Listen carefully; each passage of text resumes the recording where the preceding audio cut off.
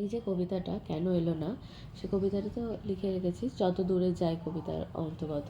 এই যে কবিতাটার কাব্যগ্রন্থটা যত দূরেই যায়, তো এই যে কবিতাটা 1950 থেকে 1960-এর মধ্যে সবকটা কবিতা লেখা হয়েছিল। মানে ও যত কাব্যগ্রন্থটার মধ্যে যে কটা কবিতা আছে সে কটা কবিতাই 1960 থেকে 1950 থেকে 60-এর মধ্যে লেখা হয়েছিল। তো এই যে 1950 থেকে 60-এর সময় ভারতবর্ষে এবং ভারতবর্ষে যে রাজনৈতিক দোলাচলতা বা শিক্ষকরা তখন আন্দোলন করছে, বা ধর ইংরেজরা সবে গেছে, একটা যে টালমাটাল রাজনৈতিক অবস্থা, যেখানে সেখানে মানুষ বোমা বিক্ষেপ করছে, মানুষকে মানুষ মারছে, এই যে জায়গাটা, এই জায়গাটার ওপরে ভিত্তি করেই কেন এলো না কবিতাটা লেখা। এখানে একটা বাচ্চা ছেলে আছে, যেটা তুই বলছিলি, যে বাচ্চা ছেলেটা সারাদিনের আকাঙ্ক্ষা যে কেন আসছে না বা কেন এলো না, কিন্তু শেষে গিয়ে একটা অন্য ট্র্যাজিক মোড় নেয় কবিতাটা, এবং সেই কবিতাটার মধ্যে দিয়ে যখন আমরা যাব, তখন আমরাও দেখতে পাবো যে কোথাও গিয়ে যেন আমাদেরও মনে একটা প্রশ্ন জাগবে যে সে কেন ফিরে এলো না। এবার সেই যে বোমা বিক্ষেপের যে বা যুদ্ধকালীন যে অবস্থা, সেই যুদ্ধকালীন অবস্থা বা বোমা বিক্ষেপের একটা দৃষ্টিভঙ্গি বা তার ব্যাড সাইড একটা এখানে আছে, সেটা নিয়েই কবিতাটা। সারাটা দিন ছেলেটা নেচে নেচে বেরিয়েছে, রাস্তায় আলো জ্বলেছে অনেকক্ষণ, এখনও বাবা কেন এলো না মা। অর্থাৎ সারাদিন ছেলেটা নেচে নেচে বেরিয়েছে, খুব খুশি ছিল সারাদিন ছেলেটা। কেন খুশি ছিল সেটা আমরা জানতে পারবো একটু পরে। কিন্তু সে তার মাকে জিজ্ঞাসা করছে যে রাস্তার আলো জ্বলে গেছে, মানে অনেক সন্ধে হয়ে গেছে। তো সে মাকে জিজ্ঞাসা করছে যে মা, এখনও বাবা কেন এলো না, যে রাস্তার আলো তো জ্বলে গেছে অনেকক্ষণ।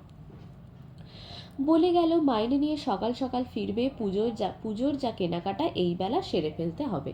তাহলে তার আনন্দের কারণটা কি না, বাবা আসবে যখন, টাকা নিয়ে আসবে, এবং সে পুজোর নতুন জামা কিনতে যাবে। তার কাছে পুজোর নতুন জামাটা একটা অনেক বড় প্রাপ্তি হবে তার পুজোর আগে।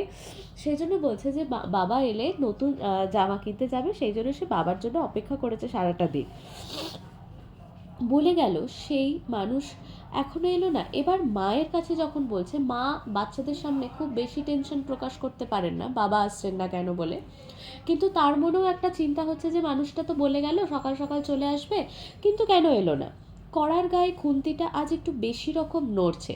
অর্থাৎ তিনি মায়েরা যখন কাজ করেন, তখন দেখবি তার একটা ছন্দ আছে, প্রত্যেক দিনের একটা ছন্দ আছে। সেই প্রত্যেক দিনের ছন্দ তখনই বিঘ্নিত হবে যখন মা কোনো চিন্তায় থাকবেন। কড়ার গায়ে খুন্তিটা একটু বেশি নড়ছে, মানে তিনি একটু বেশি অন্যমনস্ক, তাই জন্য ওই শব্দগুলো বেশি হচ্ছে। এই যে চিত্রকল্পগুলো দেওয়া হয়েছে, এই চিত্রকল্পগুলো দিয়ে মানুষের মনের যে টালমাটাল যে অবস্থা, সেই টালমাটাল অবস্থাটা বোঝাচ্ছে।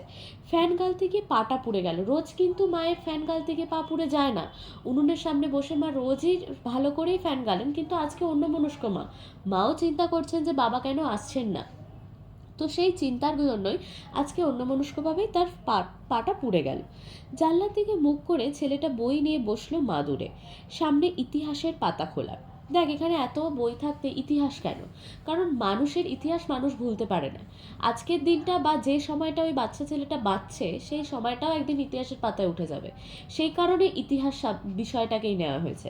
জানলার দিকে মুখ করে ছেলেটা বই নিয়ে বসলো মাদুরে, সামনে ইতিহাসের পাতা খোলা। ঘড়িতে টিকটিক শব্দ। কলে জল পড়ছে। ও বাড়ির পাঁচিলটা থেকে লাফিয়ে পড়লো একটা গোঁফলা বেড়াল।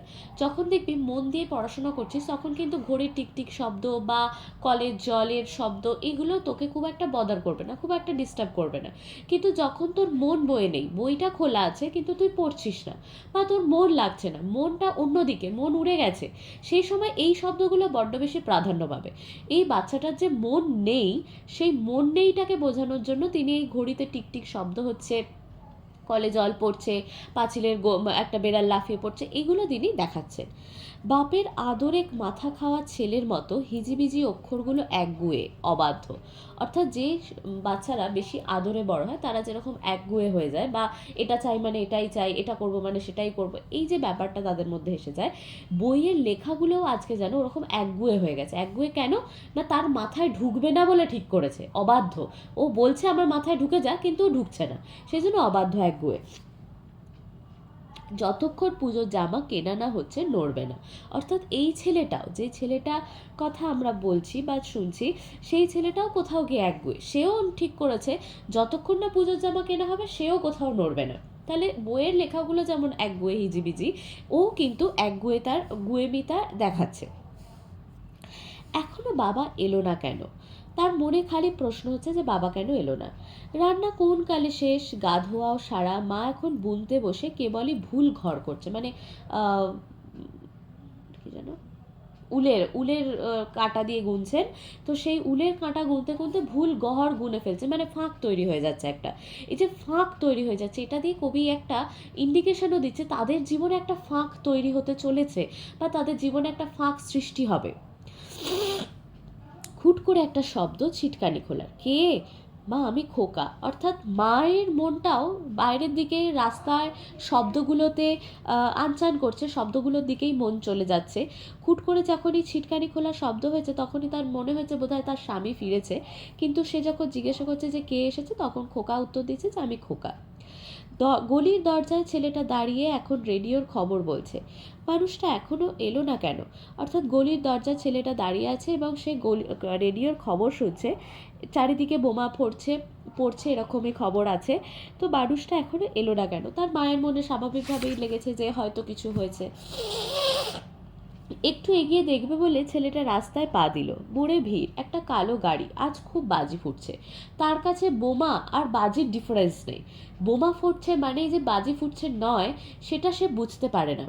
সেজন্যই একটু এগিয়ে গিয়ে দেখবে বলল, রাস্তায় পা দিল, মোড়ে খুব ভিড়, তার মানে মোড়ের ওখানে কোনো ইনসিডেন্ট হয়েছে, কোনো ঘটনা ঘটেছে, কোনো বোমা নিক্ষেপকারী বা কোনো বোমার আঘাতে আঘাতপ্রাপ্ত কোনো মানুষ হয়তো ওখানে পড়ে আছে।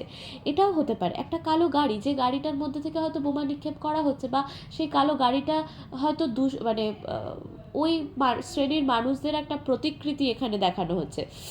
আর খুব বাজি ফুটছে, মানে সে বোমা ফাটার কথা সে তো বুঝতে পারছে না, সে তো ছোট, তার কাছে তো সেই বোমা ফাটার তাৎপর্য নেই। কিসের পুজো আজ? ছেলেটা দেখে আসতে গেল। মানে কি ভেবেছে, বোধহয় বাজি ফুটছে মানে কিছুর পুজো, সেজন্য ছেলেটা দেখতে গেল। তারপর অনেক রাত্রিরে বারুদের গন্ধ ভরা রাস্তা দিয়ে অনেক অলিগলি ঘুরে মৃত্যুর পাশ কাটিয়ে বাবা এলো। অর্থাৎ বাবা যেখানে হয়তো মাইনে পেয়েছিলেন, কিন্তু মাইনে পাওয়ার পরে আটকে পড়েছিলেন, দেখেছিলেন যে চারিদিকে বারুদ, বোমা এবং চারিদিকে মৃত্যু। তো সেই মৃত্যুর পাশে নিজেকে সে বাঁচিয়ে অলিগলি দিয়ে ঘুরে ঘুরে রাতে ফিরেছে, কিন্তু এসে দেখছে ছেলে এলো না।